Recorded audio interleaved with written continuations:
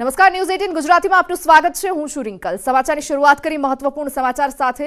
તો પોરબંદરમાં પાકિસ્તાનની વધુ એક અવરચંડાઈ સામે આવી છે। પાક મરીને ભારતીય બોટ પર ફાયરિંગ કર્યું છે। આઈએમબીએલ નજીક ફિશિંગ કરતા સમયે આ ઘટના બની છે। ફાયરિંગની ઘટનામાં કોઈ જાનહાનિ નથી। ઓખાની બોટ પર ફાયરિંગ થયાની આ ઘટના છે। ફાયરિંગની ઘટનાને પગલે માછીમારોમાં હાલમાં રોષ જોવા મળી રહ્યો છે।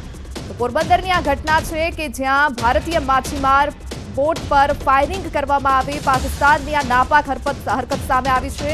આઈએમબીએલ નજીક ફિશિંગ કરતા સમયે આ ઘટના બની છે। વધુ માહિતી લઈશું સંવાદદાતા પ્રતિશ પાસેથી। પ્રતિશ, ફરી એકવાર પાકિસ્તાનની આ પ્રકારની નાપાક હરકત સામે આવી રહી છે। શું વધુ અપડેટ મળી રહી છે હાલમાં?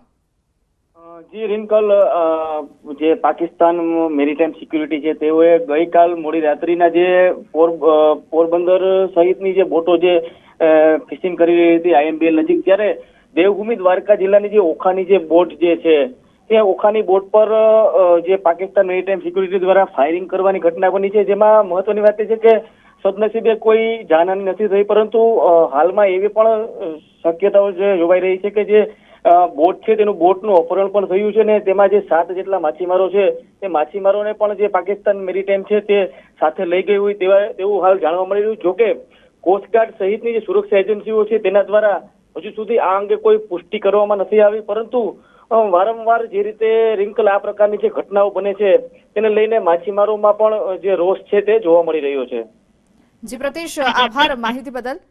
તો ફરી એકવાર પાકિસ્તાનની નાપાક હરકત સામે આવી રહી છે। પાક મરીન દ્વારા માછીમાર પર ફાયરિંગ કરવામાં આવ્યું। પોરબંદરની આ ઘટના છે કે જ્યાં આઈએમબીએલ નજીક ફિશિંગ કરતા સમયે આ ઘટના બની છે। ભારતીય બોટ પર ફાયરિંગ કરવામાં આવવાની ઘટના બની છે। હાલમાં માછીમારોમાં રોષ જોવા મળી રહ્યો છે। ખબરો પણ એવી આવી રહી છે કે અમુક માછીમારોનું અપહરણ પણ કરી લેવામાં આવ્યું છે, જો કે હાલમાં ખબર અંગે કોઈ પુષ્ટિ નથી કરવામાં આવી।